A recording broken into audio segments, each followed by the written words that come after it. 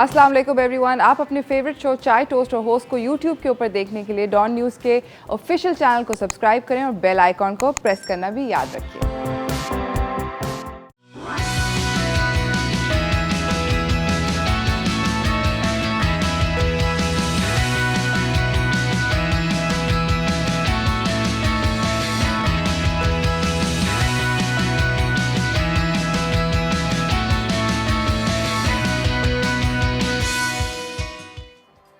सलाम Pakistan, welcome to चाय toast और होस्ट। मेरा नाम है अरूज। आई होप आप लोगों का हफ़्ता बहुत अच्छा गुजर रहा है। मेरा काफ़ी प्लेजेंट गुजरा है। कल काफ़ी सुहाना मौसम था, बड़ा मज़ा आया। हल्की हल्की बारिश होती रही, चली रही पूरे दिन। काफ़ी लोग बाय द वे उससे वो भी थोड़े से परेशान भी हुए थे। ऑब्वियसली बिजनेसेस काफ़ी डिस्टर्ब हुए, बट घर में बैठने वाला दिन था, घर पे बैठ के चिल करने वाला दिन था। मैं आप लोगों को हैप्पीली अभी मैं सब लोगों को ये बता रही थी, मैं आप लोगों को बताना चाहती हूँ कि कल बिकॉज ऑफ द मौसम पता नहीं क्या हुआ, आई डोंट नो, मेरी कुछ भूख आउट ऑफ द कंट्रोल हो गई। वैसे जनरली भी मैं बहुत खाती हूँ, मगर कल कुछ एक्स्ट्रा ज़्यादा हो गया। मैं वहाँ ऑफिस से जब घर गई हूँ 12:30 बजे, मैंने कहा मैं बहुत भूखी हूँ। मैंने फ्रिज के अंदर कटे हुए किसी और के लिए, आई गेस मम्मी के लिए या सलीना के लिए, गॉड नोस किसी के लिए, मैंगोज़ पड़े थे। मैंने मैंगोज़ पड़काए सबसे पहले, फिर उसके बाद मैंने लंच किया, फिर उसके बाद मुझे एक छोटे से काम के लिए जाना था, वो मैंने काम किया और मुझे ऐसे लगा कि हाँ मैंने बहुत काम कर लिया। बिल्कुल भी कोई ऐसा वो वाला काम नहीं था। मुझे एक डिज़ाइनर के पास जाके कपड़े का साइज़ चेंज करना था, दैट्स ऑल। लिटरली मुझे वॉक इन करना था और वॉकआउट करना था। मुझे कहा कि ओह गॉड इतनी थक गई। फिर मैं वापस आई और फिर मैंने सलीना का जो एक पास्ता था, वो जो शेफ़ बना के गया था, वो मैंने पड़काया। फिर उसके बाद यहाँ पर भी कहानी ख़त्म नहीं। मैं काफ़ी देर तक फुस फुस करती रही, अपने बिस्तर के ऊपर लेट कर अपनी मम्मी को कहती रही कि मुझे कुछ फ्राइड खाने का दिल चाह रहा है, कुछ फ्राइड। और उन्होंने 6 तरह के पकौड़े बना डाले। फिर मैंने वो सारे पकौड़े खाए। उसके बाद मुझे लगा कि शायद इसके यहाँ तक खाना आ गया है, मगर कुछ सिचुएशन नहीं। कुछ अब 3 कप्स ऑफ चाय पिए, गॉड नोस कितनी चाय पी। और मैं जब चाय पीती हूँ, बाय द वे मैं देखा बहुत सारे लोग चाय में चीनी नहीं डालते। मैं 2 चम्मच चीनी के साथ चाय पीती हूँ, तो मैंने चाय भी बहुत सारी पी। कितनी चीनी पी होगी आई डोंट नो। एक कुकी भी खाया था, हाँ बिस्कॉटी का पीस भी खाया था।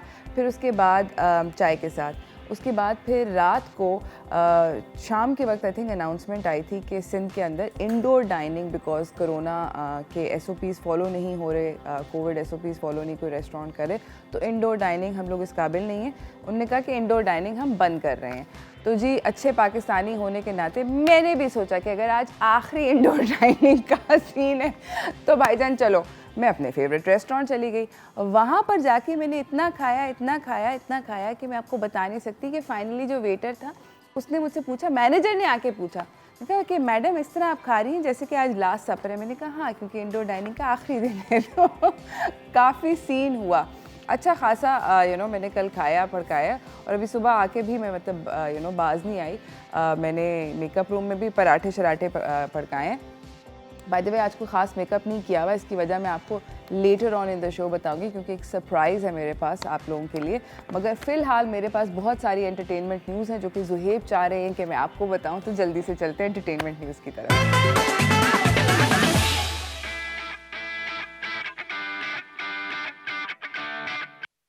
हमारे पास जो पहली खबर है वो बेसिकली माहिरा ख़ान के बारे में है।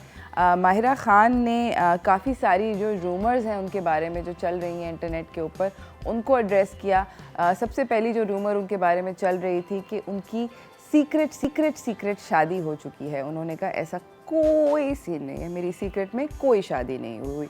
दूसरी उनके बारे में रूमर थी कि उन्होंने अपनी नाक की कोई सर्जरी कराई हुई है। तो उन्होंने कहा अगर मेरी नाक की सर्जरी कराई होती भाई और बहनों, तो मुझे नाक को इतनी कॉन्टोरिंग ना करनी पड़ती। कोई सर्जरी नहीं कराई हुई, मेरी नाक ओरिजिनल नाक है। इसके बाद बेसिकली उन्होंने बोला कि एक और रूमर फैली हुई थी कि माहिरा ने शाहरुख खान के साथ मूवी करने के बाद अब हॉलीवुड में टॉम क्रूज़ के ऑपोजिट एक मूवी में आ रही हैं। तो उसके बारे में ना उन्होंने हाँ कहा ना कहा। उन्होंने एक बड़ी इंटरेस्टिंग बात करी। उन्होंने कहा, Tom my love, I am sorry that this news has leaked, I try to hide it for so long but I couldn't. So basically I don't know, मुझे वैसे फ्रैंकली लगता है कि हाँ हू ही कर रही थी, इसके अंदर कोई वो नहीं है। बट बेसिकली इस वक्त उनका, मैं आप लोगों को बता दी चलूँ, आई थिंक हम लोगों ने आपसे इस बारे में बात भी करी है कि उनका एक प्रोजेक्ट नया उन्होंने जिसके प्रोडक्शन करी है, वो उनकी फ़र्स्ट प्रोडक्शन आ रही है, उसका नाम है 12वां खिलाड़ी, और उसके अंदर दानियाल ज़फ़र हैं, यूट्यूबर शाबिर जाफ़री हैं, मीरा सेठी हैं, बहुत सारे और भी लोग हैं। तो इसको नीना काशिफ़ ने को प्रोड्यूस किया था और डायरेक्ट किया है अदनान सरवर ने। तो ये काफ़ी ज़बरदस्त किस्म का प्रोजेक्ट इनका आने वाला है। सब लोग उसके बारे में बहुत एक्साइटेड है। मेरे ख्याल में टॉम क्रूज़ की मूवी अगर वो कर रही है नहीं कर रही, इसके बारे में बाद में सोचेंगे। इसी के साथ हम अपनी अगली खबर की तरफ चलते हैं, जो कि सज्जल अली और बिलाल अब्बास की जो फिल्म थी, जिसको नबील कुरैशी डायरेक्ट कर रहे थे फ्रॉम द फिल्म वाला पिक्चर्स प्रोडक्शन, वो जो है उसके फाइनली शूटिंग जो है वो रैप अप हो गई। उन्होंने एक ट्वीट के अंदर लिखा नबील ने कि हमारी जो पिक्चर है कैमरा क्लोज़ हो गई है, खेल खेल में इसका नाम है। काफ़ी चैलेंजिंग शूट थी, 50 दिन पे शूट हुई, जिसके अंदर मिनी लॉकडाउन्स भी चल रहे थे, ट्रैवल भी इन्वॉल्व था, कोविड SOPs भी फॉलो करने थे, और हम इसको स्केड्यूल पे ख़त्म करना चाहते थे। We wanted to finish it on time, और हम लोग अल्हम्दुलिल्लाह कर सके हैं। इन्होंने कुछ पिक्चर्स भी शेयर करी, और उन्होंने बहुत बहुत शुक्रिया अदा किया अपने सारे कास्ट का और क्रू का कि आप लोगों ने, you guys made it happen. ये मूवी 2021 की, यानी कि साल की फरवरी के अंदर अनाउंस हुई थी, और सज्जल अली ने और बिलाल ने बेसिकली अपने इंस्टाग्राम के ऊपर इसको अनाउंस किया था, और माशाल्लाह देव ऑल्सो फिनिश्ड। अब ये गॉड नोस कब, ये नहीं मैं कह सकती कि ये कब निकलेगी नाजरीन के लिए, क्योंकि ऑब्वियसली जो इस वक्त करंट सिचुएशन चल रही है, way we don't know what will actually happen, so we don't know when it will hit the big screen. Sajal ने और बिलाल ने 2017 में और 2018 में एक बेसिकली इकट्ठे एक और ड्रामा सीरियल में भी काम किया था, जो चला था 2017 से और 18 तक। उसका नाम था और अंग्रेज़ा। तो इनकी केमिस्ट्री जो है वो सब लोगों को वैसे भी बहुत पसंद आई थी उस ड्रामे की वजह से। खैर, इसी के साथ मैं अपनी अगली खबर पे आप लोगों को लेके जाना चाहती हूँ, जो मुझे बड़ी यहाँ आके ठस करके लगी है, दिल में लगी है। बड़ी ऐसा ही बात करी है अनवर मकसूद साहब, जो कि एक बहुत मारूफ प्ले राइट हैं, और बेसिकली उन्होंने इतने अमेजिंग किस्म के प्लेस लिखे हैं। अगर आप याद करें, पुराना एक प्ले था आंगन टेढ़ा, सितारा, मेहरुन्निसा, इन्होंने बहुत ज़बरदस्त किस्म के प्लेस दिए हैं। इनसे पूछा गया कि आप इस वक्त ड्रामा इंडस्ट्री को बहुत ज़्यादा आपकी ज़रूरत है, और आप क्यों नहीं लिख रहे, ड्रामे क्यों नहीं लिख रहे। तो उन्होंने कहा कि मैंने राइटिंग से एक कदम पीछे ले लिया है, क्योंकि इस वक्त टीवी के ऊपर मेरी कोई जगह नहीं है। और ये इतनी बड़ी बात कह गए, उन्होंने एक इंटरव्यू में ये बात बोली। उन्होंने कहा कि बेसिकली अब बिज़नेस हो गया है, अब प्रोड्यूसर्स का और डायरेक्टर्स का भी काम नहीं, बल्कि मार्केटिंग वाले जो हैं वो डिसाइड करते हैं कि कौन कास्ट करेगा उस ड्रामे के अंदर, उसकी कास्ट क्या होगी, उसका प्रोड्यूसर कौन होगा, डायरेक्टर कौन होगा, ये सब कुछ मार्केटिंग वाला डिसाइड करते हैं। उसकी स्टोरी क्या होगी, ये तक मार्केटिंग वाले डिसाइड करते हैं। ही सेड कि इस तरह के माहौल के अंदर मेरा कोई काम नहीं, मेरे जैसा ड्रामे का कोई काम नहीं। और उन्होंने कहा कि शुरू में जब अशफाक अहमद, बानो कुदसिया, मुन्नू भाई, सुरैया बजिया, ये लोग ड्रामे लिखते थे, तो ही सेड कि वो ड्रामों की कुछ वैल्यू होती थी, वो कुछ सिखाने के लिए माशरे को लिखे जाते थे, या एंटरटेन भी अगर करते थे तो एंटरटेनमेंट में भी कोई वो होता था, बेसिकली कोई उसके पीछे वो होता था। तो उन्होंने कहा कि जब से डाइजेस्ट वाले लोगों ने ड्रामे लिखने शुरू किए हैं, तो हम जैसे लोगों की वहाँ पर कोई जगह नहीं। अगर आप याद करें, बाय द वे, थोड़े दिनों पहले एक और बहुत मारूफ ड्रामा निगार, उन्होंने भी ये बोला था, और बाकी में मेरे ख्याल में काफ़ी दुख है। अनवर मकसूद साहब ने बाय द वे ये भी बोला कि सब लोगों को किताबें पढ़नी चाहिए, स्पेशली वो लोग जिन्होंने जो आजकल ड्रामे लिख रहे हैं, उनसे कहें कि ये सास बहू टाइप के और अजीब व गरीब किस्म के जो फैमिली डिस्प्यूट्स दिखाते हैं, ये इधर से बाहर आ जाएं, और इतनी ज़्यादा इंडियन ड्रामा इंडस्ट्री से इतनी ज़्यादा इंस्पिरेशन ना लें। फ़िलहाल मैं जा रही हूँ ब्रेक पे। ब्रेक से वापस आऊँगी, मैं आपको मिलवाऊँगी अपने अगले मेहमान से, जो कि काफ़ी ज़्यादा अमेजिंग हैं, और उन्होंने मेरा आज ब्लो ड्राई करके मेरे बाल बांध दिए थे मेकअप रूम में। मेकअप रूम से वो यहाँ आएंगे, अभी बहुत तैयारी में आएंगे, और वो दिखाएंगे कि हम लोग ईद के लिए कैसे रेडी हो सकते हैं, क्योंकि आज बात हो रही है ईद के लुक्स के बारे में। बाय द वे बताना ये भूल गई कि आप अपने बकरे के साथ या गाय के साथ एक अमेजिंग किस्म की अगर सेल्फ़ी लेंगे और आप मुझे भेजेंगे हमारे सोशल मीडिया पे, तो हमारे पास बहुत इंसेन किस्म का प्राइज़ है इस दफ़ा। तो हम वो प्राइज़ देना चाहेंगे सेल्फ़ी वाले को, तो कहीं ना जाइएगा। अभी फ़िलहाल देखते रहें चाय टोस्ट और होस्ट, मेरे बाल खुलने वाले हैं। वेलकम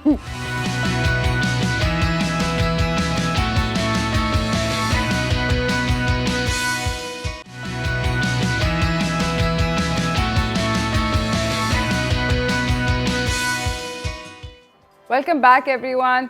मैं आपको अपने अगले मेहमान से मिलाना चाहती हूँ। जिस तरह कि मैंने आप लोगों को आते साथ ही बोला था कि देखिए मेरे बाल इसलिए बंधे हुए हैं क्योंकि मेरे बालों में आज सुबह सुबह ब्लो ड्राई हुआ और फिर हमने उसको बांध दिया क्योंकि ईद वाले दिन कुछ इसी तरह होगा। आज बात हो रही है हमारे शो के ऊपर कि ईद पे हम अपनी स्टाइलिंग कैसे कर सकते हैं, चाहे वो हेयर और मेकअप है, चाहे वो ज्वेलरी है, चाहे वो कपड़े हैं। ये सब कुछ हम कोशिश करेंगे आज अपने शो पे कवर करने के लिए। तो अभी मैं आपको अपने अगले मेहमान से मिलाना चाहती हूँ ताकि वो मुझे ब्यूटीफुल बना दें। चलते हैं व्हाट्स इन व्हाट्स आउट की तरफ।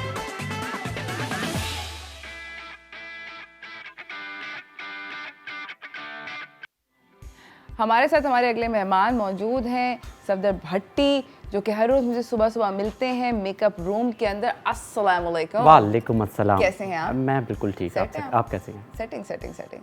अच्छा मुझे बताएं सफदर कि आप एक्चुअली सबको बताएं कि आज सुबह क्या हुआ। आज सुबह ये हुआ कि हाँ बोलो।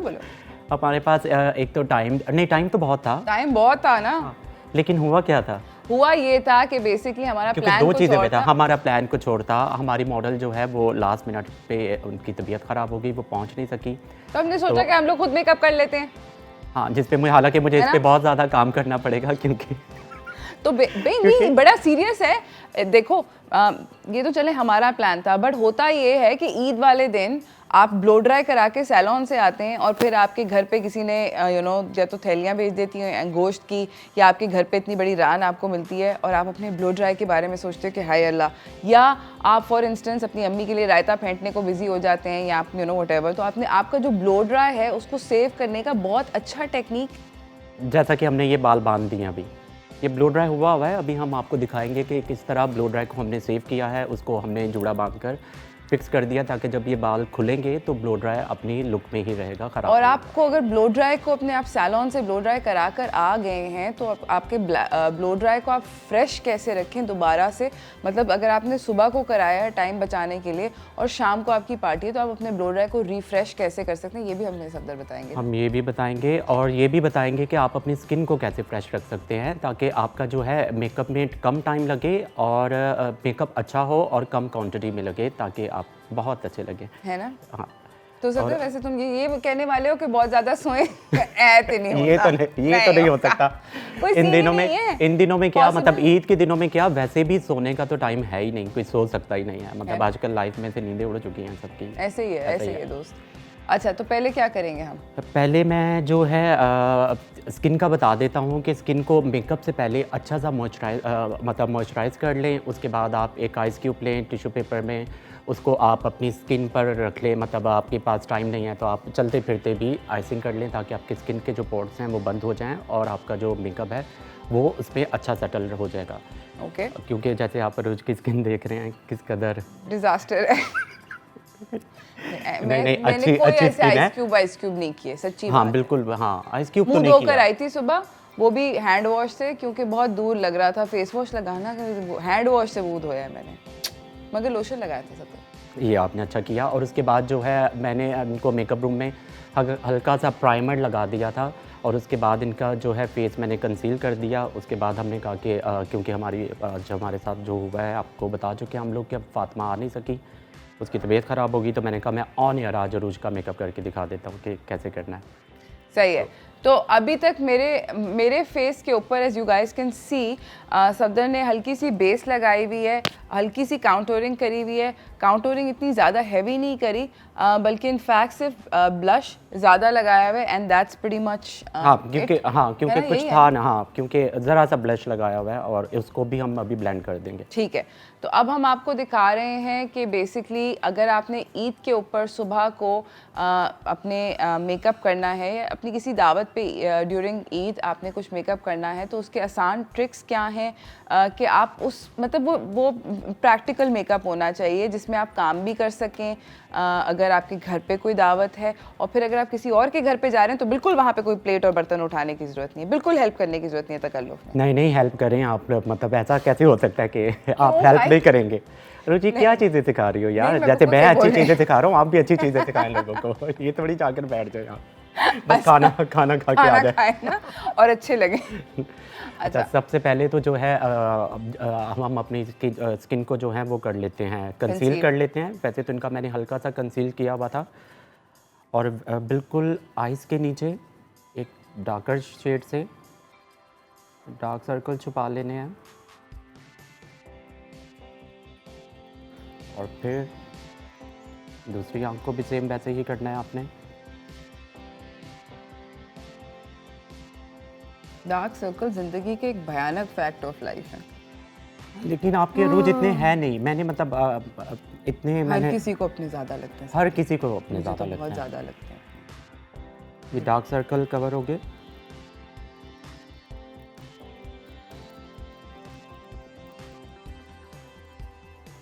और फिर वही चीज़ जो है आपने हल्का सा कंसीलर अपनी चिन पर और अपर लिप पे भी कर लेना, क्योंकि ये एरिया जो है थोड़ा सा डार्क होता है।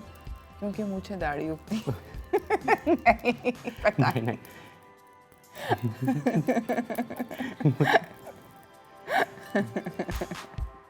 थ्रेडिंग करा लेना ताकि वाकई में Threading मुझे दाढ़ी पे- ना हो। अच्छा, फिर मैंने फाउंडेशन लिया ओके 2 ड्रॉप्स, बहुत कम, क्योंकि गर्मी में जो है वो बेस मेल्ट ना होना शुरू हो जाए किचन में, Okay. या वैसे भी बहुत ज़्यादा गर्मी है, तो लिक्विड फाउंडेशन। लिक्विड फाउंडेशन हमने अपनी जॉ लाइन से शुरू करना है, छाट लेना है और ऊपर की तरफ उसको ब्लेंड करते रहें। ओके बहुत कम क्वांटिटी में ये सही। लिक्विड फाउंडेशन, उसको हल्का सा पूरे फेस पर अप्लाई कर दें। जब तक आप ये हल्का हल्का कर रहे हैं मैं हल्की हल्की सी ब्रेक पे जाना चाहती हूँ।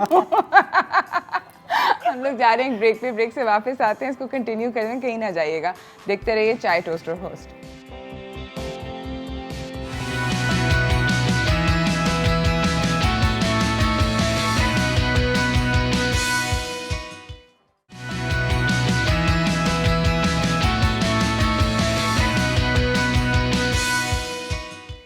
Welcome back everyone. मेरे साथ यहाँ पर मौजूद हैं सफदर भट्टी। हो रहा है मेरा मेकअप ताकि आप लोगों को आइडियाज़ मिल सकें कि ईद के ऊपर क्या कर सकते हैं। ब्रेक पे जाने से पहले हम लोगों ने सिर्फ और सिर्फ बेस लगाई थी और अभी हमने हल्का हल्का काउंटोर कर लिया है और ब्लशन भी लगा दिया है। और अभी जो है मैं जो है आई मेकअप तक पहुँच चुका हूँ।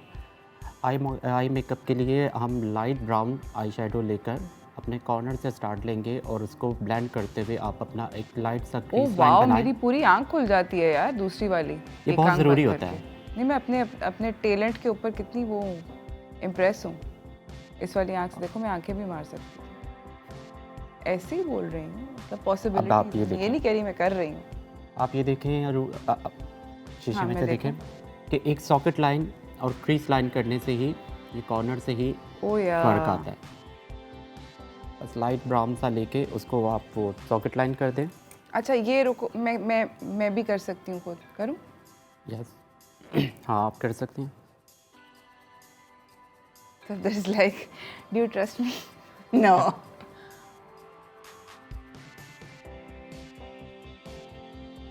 Very good. नहीं मैंने सारा खराब। वाकई नहीं में? नहीं नहीं नहीं, प्लीज आप इसको जिस तरह मैंने बोला है वैसी तरह, ये देखो हाँ, ना, वैसा ही corner- ब्लेंड करते हुए आप ऊपर की corner- तरफ आ जाओ। एंड ये देखो, ये मेरी सॉकेट लाइन है। यस सही है? इक्वल हाँ, इक्वल है।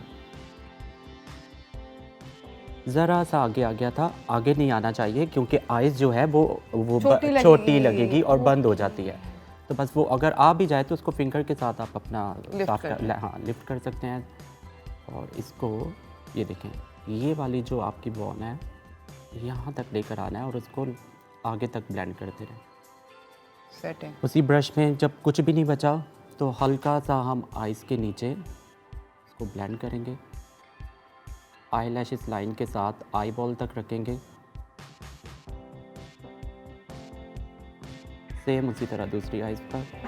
इससे मुझे पता क्या होता है, इससे ये क्या होता है, आंखों की सूजन खत्म हो जाती ये सूजन ख़त्म हो जाती है, और जो हम कंसील करते वक्त जो आई लैशेस पर के पास जो हमारा फाउंडेशन कंसीलर लग जाता है वो भी रिमूव हो जाता है। क्योंकि अब आप देखें कि है।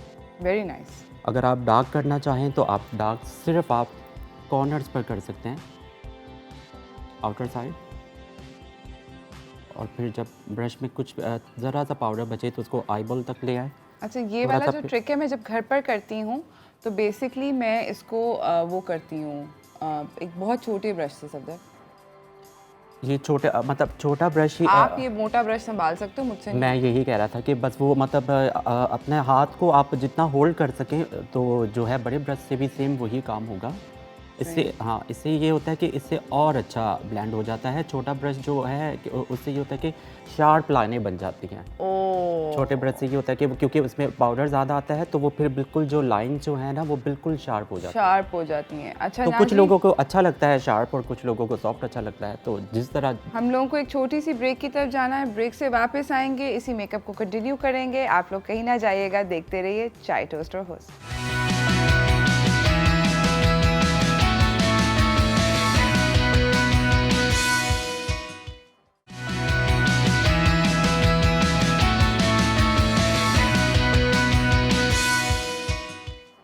Welcome back everyone. मेरी एक आंख सदर ने कर ली है और दूसरी आंख करनी रह गई है। हम लोगों ने एक आंख पे इसलिए मेकअप कर लिया था क्योंकि टाइम का मुकाबला सख्त है। As you can see this eye is got like a little bit more stuff happening on it. और इस वाली पे अभी तक हमने वो जो हमने आप लोगों को सॉकेट वगैरह दिखाया था अभी तक वही हुआ है। सफ़ू जल्दी से बताएंगे हमें कि क्या करना है। मैंने इस पे आइज़ पर पतला सा लाइनर लगाया है आईलैशेस के साथ रखकर, और उसी आईलाइनर को मैंने उसका ज़रा सा कॉर्नर्स कर ब्लेंड कर दिया है। ठीक है। वो मैंने इसलिए थोड़ा सा कॉर्नर्स किया है क्योंकि हम ईद के लिए मेकअप कर रहे हैं, एक डिनर Exactly. के लिए, तो Fancy थोड़ा सा करना है। फैंसी होना चाहिए। वरना आप वो ब्राउन वाले पे रोक सकते हैं। वरना आप इस आंख पे रोक सकते हैं और उसको आप लाइनर और मस्कारे के साथ डन कर सकते हैं। अच्छा, आप जल्दी से अब ये वाला दूसरा कर लें क्योंकि अब टाइम का मुकाबला सख्त है। मेहमान आने वाले हैं ईद के। मम्मी ने बिरयानी बना ली है। खाना तैयार है? खाना तैयार है। अच्छा, ये आप लाइनर उसको पतला सा आईलाइनर आईलैशेस के साथ करते हुए, और इसी लाइनर को आप अपने कॉर्नर पे यूज़ कर सकते हैं, इसी ब्रश को।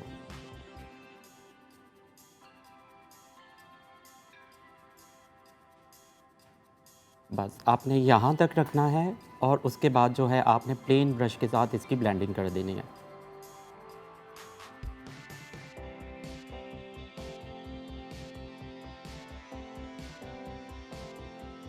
ओके, देखिए ये लग गया। जब अरूज बोल देती है ना कि टाइम बहुत कम है, फिर क्या होता है? तो टाइम वाकई बहुत कम होता है। अब मतलब वो तो मुझे सुपर कम हो गया है सफदर। अब सुपर कम हो गया। हाँ, सुपर कम हो गया। अच्छा, ये वाला ब्रश, स्मॉल ब्रश, इसको हमने ब्लेंड करना है। अपनी आईज़ को आप अपना हाथ से होल्ड कर लें और उसको ब्लेंड करते हुए ऊपर की तरफ बिल्कुल लाइट हाथ से ब्लेंड करें, क्योंकि ये ब्लैक कलर है और ब्लैक कलर अगर मैस हो जाए तो वो बहुत बुरी आंख हो जाती है, उसको हैंडल करना मुश्किल हो जाता है। आप ज़रा सा सॉफ्ट हाथ के साथ उसको ऊपर की तरफ ब्लेंडिंग करते रहें और ये देखें कि आपका ब्यूटीफुल सा कॉर्नर। हाँ, क्योंकि डार्क आई शेडो को थोड़ा सा मुश्किल होता है हैंडल करना। लाइट को तो आप कर सकते हैं। सही है। यस, हो गया। हो गया। अमेजिंग। सो इस तरह बेसिकली अब हम हेयर पे चले अब जाते हम हैं। बालों पे चले जाते हैं। ओके, इसी तरह बेसिकली आप ये कर सकते हैं। मैंने और सदर ने डिसाइड किया था कि एक ऐसी चीज़, एक ऐसा आइटम जो कि मेरे ख्याल में हर खातून के पास होता है, और वो ये होता है कि हर किसी के पास काजल होता है। ओह हाँ। तो काजल जो है मैं लगाती हूँ, आप बाल करें। हमारे पास क्योंकि 1 मिनट है, हमने जल्दी से बाल भी दिखाने हैं। सफदर ये बंद कर दें। ओके, सो काजल सब लोगों के पास होता है। आप लोग काजल जो है वो लगाएं। काजल से होगा कि it look cohesive.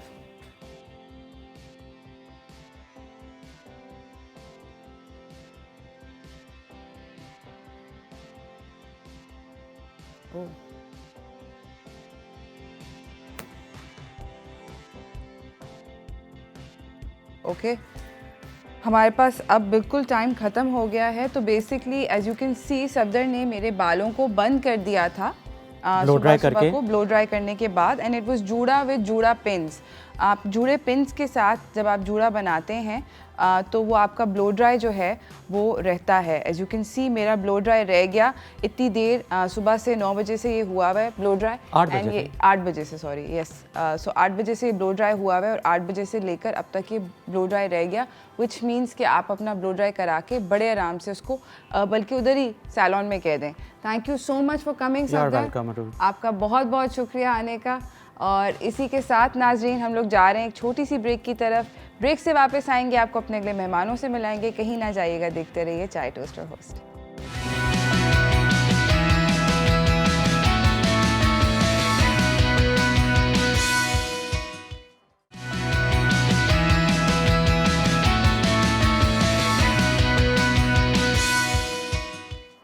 Welcome back everyone. Eid जब करीब आती है तो बहुत सारी तैयारियां हो जाती हैं। मैं आपको अपने अगले मेहमान से मिलाना चाहती हूँ।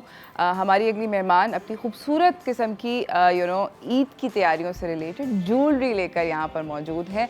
अस्सलाम वालेकुम मरियम। वालेकुम अस्सलाम, thank you so much. Thank you so much. अच्छा नाज़रीन, मैं आप लोगों को ये भी बताना चाहती हूँ कि मरियम मुझे हर साल ईद के ऊपर ज्वेलरी भेजती हैं। ईद से 2 दिन पहले पिछली दफ़ा आपने छोटी ईद पे भी मुझे भेजी थी ज्वेलरी, ऐसे ही है? हाँ जी। मरियम ने मुझे बहुत क्यूट किस्म के झुमके भेजे थे फॉर ईद, एंड साथ एक मेहंदी भी भेजी थी। It was very sweet of you, thank you so much कि आप हर साल मुझे याद रखती हैं। बट आपकी ज्वेलरी बहुत फैबुलस होती है। मुझे मरियम ये बताएं कि आपकी ये जो ज्वेलरी है ये इस साल ईद के ऊपर कोई डिफरेंट कुछ नया कुछ आया है? जी एक्चुअली अब जैसे गर्मियां हैं बहुत ज़्यादा और बकरीद है, छोटी ईद पे तो वैसे ही एक ऐसा ओकेजन होता है कि लाइक ज्वेलरी, ड्रेसेस और हेयर डू ये सब बहुत ज़्यादा इसमें इन होते हैं। हाँ। बट ये कि हमने बड़ी ईद के लिए छोटी छोटी चीज़ें इंट्रोड्यूस कराई हैं, लाइक छोटे साइज के स्टड्स और इयररिंग्स साइज की चीजें। जी जी बिल्कुल, ताकि वो हैवी फीलिंग ना। बिल्कुल, चोकर्स इंट्रोड्यूस कराए हैं और फिर बहुत छोटे छोटे डेलिकेट से। अच्छा, कुछ दिखाएं मुझे जो छोटा छोटा है। जी, ये जिस तरह आजकल ऑक्सीडाइज ज्वेलरी चल रही है बहुत ज़्यादा। ऑक्सीडाइज ज्वेलरी मतलब थोड़ी हल्की काली हुई भी है ना? जी जी बिल्कुल, थोड़ी सी मैट पॉलिश के साथ जो होती है, मैट पॉलिश और थोड़ी काली हुई भी। तो इस तरह की चीज़ें आजकल बहुत इन हैं। इसी तरह ये भी मैट पॉलिश में है, ये छोटे साइज़ में है, बट ये है कि थोड़े से डिफरेंट से हैं और स्टाइलिश लुक देते हैं। वो फ्लावर्स बहुत अच्छे लग रहे हैं जो वाइट कलर के हैं। अगर आप इनकी बात कर रही हैं, सफ़ेद जो फूल हैं जो एक्चुअल। अच्छा ये वाले, जी ये भी आजकल बहुत ज़्यादा इन है ना। फ्लावर्स हैं, मतलब ऐसे लग रहा है कि इतने ब्यूटीफुल से flowers with golden centre inside. I think they would look, बस क्योंकि ईद ऐसा ओकेजन होता है कि every girl wants to wear jewellery. हाँ, और ड्रेसेस के साथ पहले एक था ट्रेंड के सिर्फ ड्रेसेस पे लोग फोकस करते थे, बट अब ड्रेसेस के साथ साथ लोग ज्वेलरी पे भी बहुत ज़्यादा, बिकॉज बड़ी ईद पे ये होता है कि कोशिश ये होती है कि हर कोई वो जो थोड़े से बहुत ज़्यादा एलैबोरेट कपड़े होते हैं वो बड़ी ईद पे हम लोग नहीं पहनते। इनफैक्ट इस साल मैं अपनी बड़ी ईद के ऊपर मैं कोई कपड़े बनाए ही नहीं हैं, तो मेरा भी प्लान यही था कि मैं उसको ज्वेलरी के साथ एक्सेसराइज करके अपना इवेंट निकाल लूँगी, जो भी होगा घर पे। बट ये होता है कि लाइक फर्स्ट 2 डेज़ लोग जैसे बकरीद में कुर्बानी के लिए मसरूफ़ होते हैं, बट कोई एक डे होता है जो वो सेलिब्रेट अपना प्रॉपरली करते हैं होके। तो मेरा ख्याल है कि आपके घर पर लोग आते हैं, मेहमान आते हैं, और कितना आसान है कि आपने अगर टाइट सा जूड़ा भी कसना है, फॉर एग्जांपल जिस तरह अभी सफदर ने मेरा जूड़ा बनाया हुआ था, उसके साथ अगर आप अच्छे से इयररिंग्स पहन लें तो बस यूर डन। आपने उसके साथ कोई सिंपल सा भी कमीज शलवार पहना, जिस तरह आप इनकी बात कर रही हैं, तो आप सिंपल सा कॉटन का सूट पहनते हैं, उसके साथ आप इस तरह के इयररिंग्स वेयर कर सकते हैं। इसमें मेरे पास डिफरेंट कलर्स भी हैं। आई कैन सी कि यहाँ पे ऑरेंज से भी पड़े हैं, ग्रीन भी पड़े हैं, काफ़ी रंगों में भी हैं। और फिर अगर आप झुमकीज़ में चाहते हैं तो फिर इसमें भी आपके पास डिफरेंट कॉटन के ड्रेसेस के साथ ना कलर्स आ जाते हैं। I love झुमकीज़। झुमकीज़ इतनी ट्रेडिशनल लगती हैं और इतनी ब्यूटीफुल लगती हैं। प्लस आपको पता है कि नौरतन तो एवर ग्रीन होता है, नौरतन तो हमेशा से चलता है। और नौरत्न अगर आप होता कहीं क्या है? बाहर जा रहे हैं कुछ, नौरतन इसको कहते हैं जी नौरतन ये होता कि आप अगर कैमरे में ज़रा घुमा के दिखाएं, थैंक यू, दैट्स फैबुलस। है। अगर आप रोक लें। कहीं जा रहे हैं, ये हमारे शादी के ओकेजन्स के लिए भी जो है बहुत अच्छे रहते हैं। अगर आप सिर्फ ये इयररिंग्स वेयर कर लेते हैं, नथिंग एल्स, तो तब भी आपका अच्छा मरियम, मुझे ये बताएं कि ये वाले इयररिंग्स जो हैं ये कितने के हैं? ये 4000। 4000, that's not bad at all actually. आप अगर इतने बड़े इयररिंग्स के ऊपर 4000 रुपए इन्वेस्ट करें, और दैट्स नॉट इनकी बैड। क्वालिटी भी अच्छी है। मैं अपनी ज्वेलरी पे 21 कैरेट गोल्ड पॉलिश यूज़ करती हूँ, ओके, प्लस स्टोन्स भी मैं बहुत अच्छी क्वालिटी के यूज़ करती हूँ। तो इसका मतलब ये है कि हम लोग अगर इन्वेस्ट करते हैं एक अच्छे बड़े इयररिंग्स अगर आपको 4000 के मिल जाते हैं तो उसमें क्या बुराई है। आप उसके ऊपर इन्वेस्ट करें और आप इनको अच्छा स्टोरेज कराची के अंदर। दोस्त ये मुझे बताएं, आपकी तो बाय द वे जो आपने मुझे पिछले साल भी ज्वेलरी मैंने आपसे ली थी, वो वाली ज्वेलरी भी अभी तक काली नहीं हुई। मैं गारंटी के साथ, मैं बाय द वे निकाल के भी दिखाती हूँ वरना लोग मेरा यकीन नहीं करेंगे। मेरे पास पड़ी है, पिछले साल की इनसे मैंने खरीदी थी ज्वेलरी, वो अभी तक पड़ी है और वो अभी तक काली वाली नहीं हुई, वो बिल्कुल सेट है।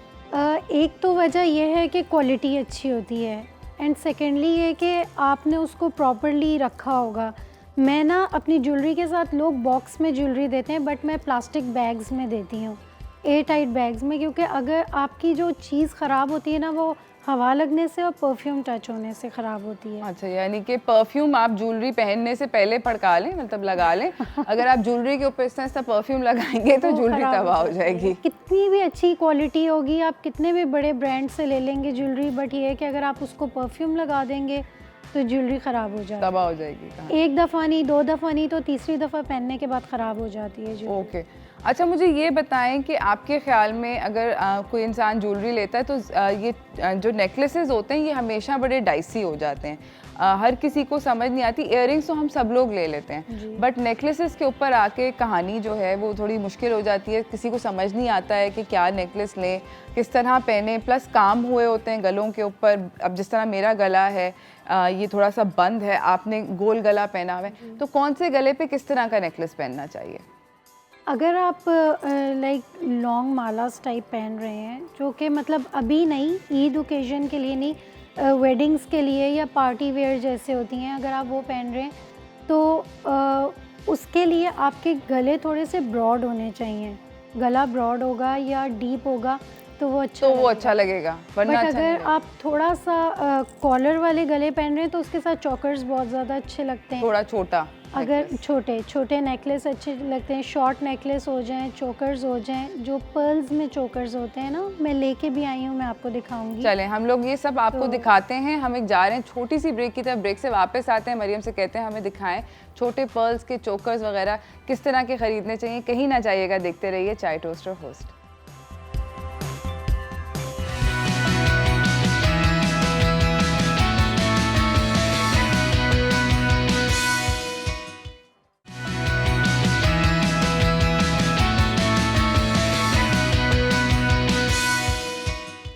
Welcome back everyone. जिस तरह टर्किश ड्रामा इर्तुगरुल जो था वो बहुत ज़्यादा फेमस हुआ था, उसी तरह मरियम मुझे ये बता रही हैं कि टर्किश ज्वेलरी भी बहुत इन हो चुकी है। हमारे साथ मरियम खुरम मौजूद हैं from MK jewellers, jewellery designer हैं, बहुत मज़ेदार ज्वेलरी बनाती हैं। और इन्होंने ये देखें, जिस तरह मैंने अभी जल्दी से पहन लिया, ये एक ब्यूटीफुल सा टर्किश ब्रेसलेट है। अगर आप इसको करीब से देखें तो आपको पता चलेगा कि ये कितना फैबुलस है और कितना डिफरेंट है। It's really unique, it's got like this sparkly Swarovski type situation. ये देखें, ये स्पार्कल कर रहा है और बड़ा मज़ेदार किस्म का ये ब्यूटीफुल सा है ब्रेसलेट। इस तरह के और भी बहुत सारी चीज़ें हैं फ्रॉम टर्किश ज्वेलरी डिज़ाइनर्स जो कि मरियम ने लेकर आई हुई हैं। यहाँ पर मुझे नज़र भी आ रही है। मरियम ज़रा दिखाएंगी आप? जी बिल्कुल। ये जैसा आपने पहना हुआ है पेंडेंट, इसी तरह की टर्किश रिंग भी है मेरे पास। मैचिंग रिंग भी? जी मैचिंग रिंग है। ओके। पर्पल में ना थोड़ा सा, हाँ जी, मैंने इसीलिए उठा लिया था, मैंने कहा पर्पल। और इसी तरह ये थोड़ा सा जैसे वो होता है अनटाइडी से स्टोन्स उसमें यूज़ होते हैं। बिल्कुल। तो ये भी उसी तरह की रिंग है। ठीक है, ठीक है।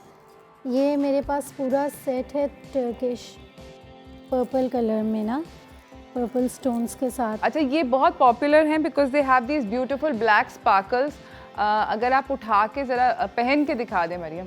जी बिल्कुल, ये आप देखें, ये मेरे पास हैं जी ओपल स्टोन्स के साथ हैं मेरे Thank पास you. रिंग।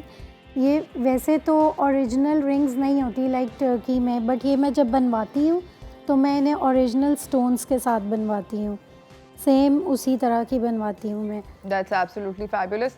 अच्छा मुझे ये बताएं कि अभी चोकर्स की हम ब्रेक से जाने से पहले बात कर रहे थे, तो आप कौन से चोकर्स रेकमेंड करेंगे कि गले तंग हैं, किस तरह के चोकर्स होने चाहिए? जी जिस तरह लॉन के आपके ड्रेसेस, कॉटन के ड्रेसेस हैं, इवन आप बैन का गला शिफॉन्स होता है। में भी बैन गलों के कॉलर। साथ पहन सकते हैं, या बोट शेप नेक्स जो होते हैं उनके साथ भी आप इस तरह के पर्ल्स के चोकर्स पहन सकते हैं। आप ये देखिए, जी इसके साथ ये छोटे से बहुत डिसेंट से इयररिंग्स हैं पर्ल्स में, जी और पर्ल्स में बहुत डिसेंट से इयररिंग्स हैं, और ये पर्ल का चोकर है, बीच में छोटा सा पेंडेंट है और साइड पे इसके पर्ल्स हैं।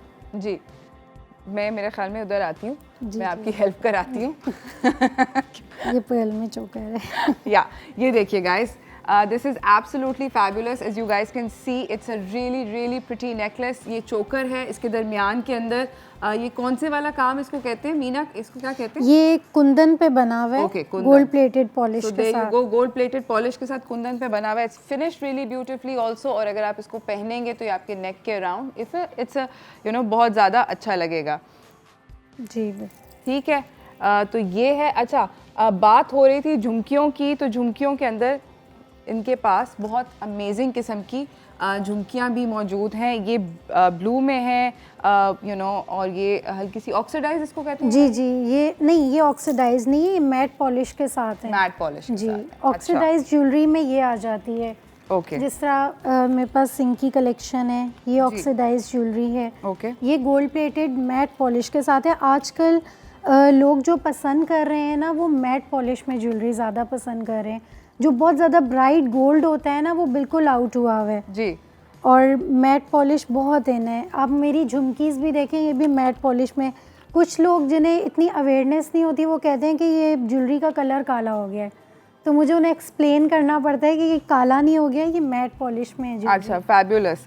मैं जिसके बारे में बात कर रही थी, जिन इयररिंग्स के बारे में जो मुझे बहुत फैसिनेट कर रहे थे, वो ऑल दीज ब्यूटीफुल फ्लावर्स हैं। इसके अंदर डिफरेंट कलर्स हैं, डिफरेंट सॉर्ट ऑफ डिज़ाइंस हैं। As you guys can see तरह तरह के ये डिफरेंट फूल हैं जो कि आप पहन सकते हैं। सिंपल हैं और बहुत अच्छे लगेंगे। They can really pick up a dress. इसमें ये भी कलर्स हैं मेरे पास, और डिफरेंट डिज़ाइंस हैं, like we said you know, कि इसके अंदर डिफरेंट वो हैं।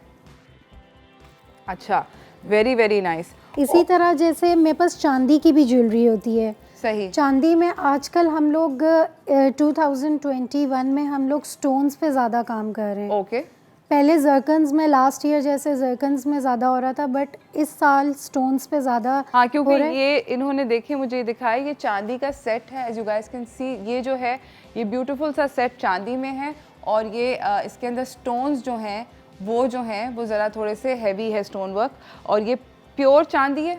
जी, प्योर चांदी और है, इसके ऊपर 21 कैरेट गोल्ड की पॉलिश हुई हुई है, तो ये गोल्डन जो है। और इस पे स्टोन्स भी ओरिजिनल यूज़ किए हैं। अच्छा मुझे बताएं कि इस अगर सेट को ख़रीदते हैं तो इसकी क्या प्राइस होगी?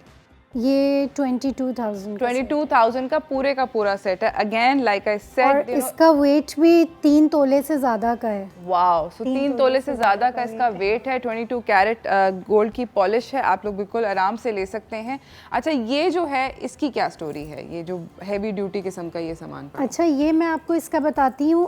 मैं इसमें किस तरह चेंजेस लेकर आई। जिस तरह ब्राइडल मेरा जो लास्ट ईयर ब्राइडल था जी, ये वाला जो सेट है, तो ये इसमें मैंने ना नीचे झुमकीज़ यूज़ की थी, जिस तरह ये इसके ऊपर यूज़ हुआ हुआ है ना झुमकीज़, और साथ मेरे इसके ना नेकलेस था जो गले के साथ शॉर्ट नेकलेस था। बट अभी क्योंकि ईद का ओकेजन था और इतना हैवी ज्वेलरी चलती नहीं है ईद पे, तो मैंने उसको शॉर्ट करके और इसको लॉन्ग माला बना लिया, और साथ इसके मैंने ये हेवी इयररिंग्स रख लिए।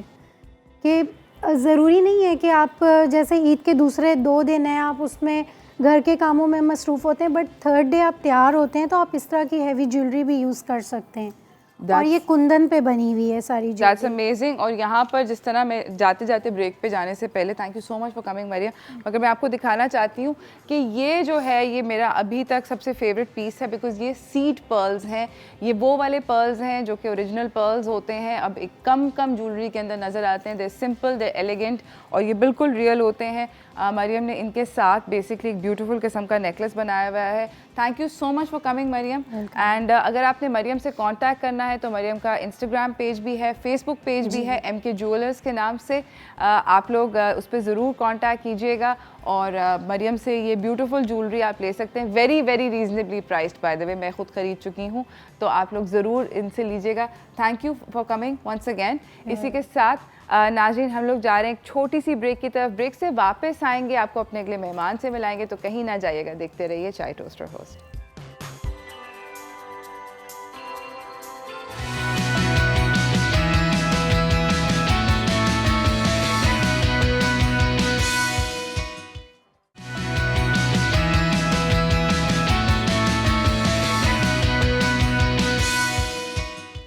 Welcome back everyone. हमारे साथ हमारे अगले मेहमान जो हैं वो सेट पे मौजूद हैं। बड़ा ज़रूरी था इनको बुलाना, उसकी वजह ये है कि ख़वातीन की तो बहुत सारी हम बात कर लेते हैं, बल्कि कुछ ज़्यादा ही हो जाती है।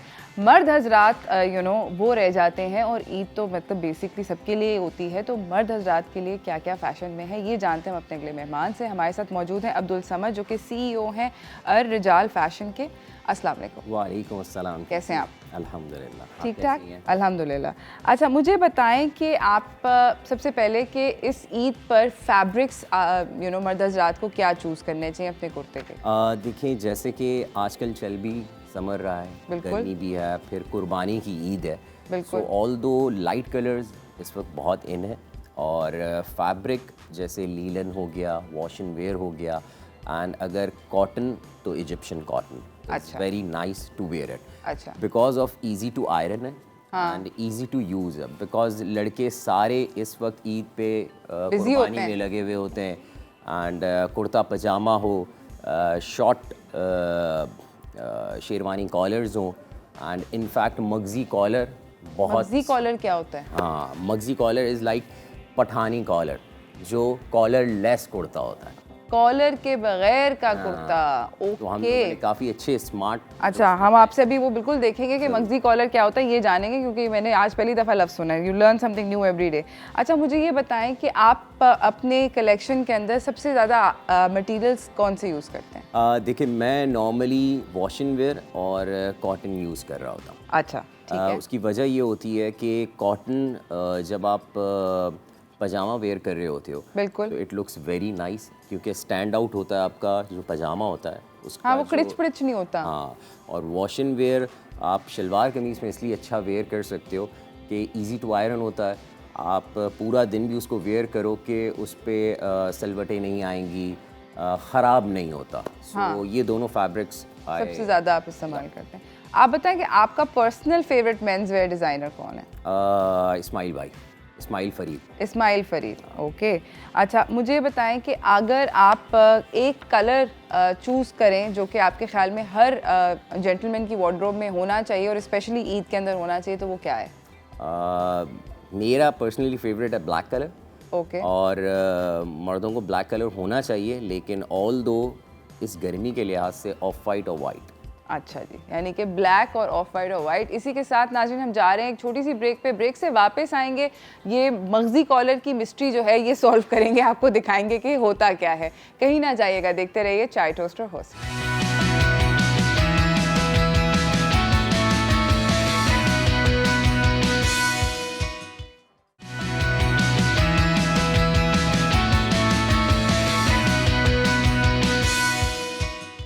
Welcome back everyone. हमारे साथ यहाँ पर अब्दुल समद साहब मौजूद हैं, जो कि अर रिजाल फ़ैशन के CEO हैं। बात हो रही है मर्दाना ईद ट्रेंड्स के ऊपर, ताकि जितने भी मर्द हजरात हैं वो इस हफ्ते, इस वीकेंड पे अपने कपड़े लेके साइड पे हो जाएं। अब्दुल समद, आप मुझे ये बताएं कि अभी हम मगज़ी कॉलर की बात कर रहे थे, सबसे पहले तो एक मगज़ी कॉलर की एग्जांपल दिखा दें कि वो होता क्या है, क्योंकि मैंने कभी नहीं सुना। Magzi collar is like that. Okay, मतलब कोई बैन वैन नहीं है, कुछ भी नहीं, कॉलर लेस होता है। Okay. बड़ा स्मार्ट लुक देता है। एक तो ईचिंग नहीं होती कॉलर की। गर्मी में बहुत ज़बरदस्त। ये शेरवानी के नीचे होता है ना? हाँ, शेरवानी के जो नीचे होता है, शेरवानी के नीचे वाला कुर्ता। हाँ। समझ गई मैं। एंड अब जैसे हम लोगों ने इसको स्मार्ट लुक देने के लिए एक कुर्ता पजामा बनाया है, ठीक है। हल्की सी पॉइंट टीचिंग से हम लोगों ने इनके साथ कंट्रास्ट खेला है। फिर हम लोगों ने एक स्मार्ट लुक देने के लिए ये जिपर स्टाइल दिया है। ठीक है।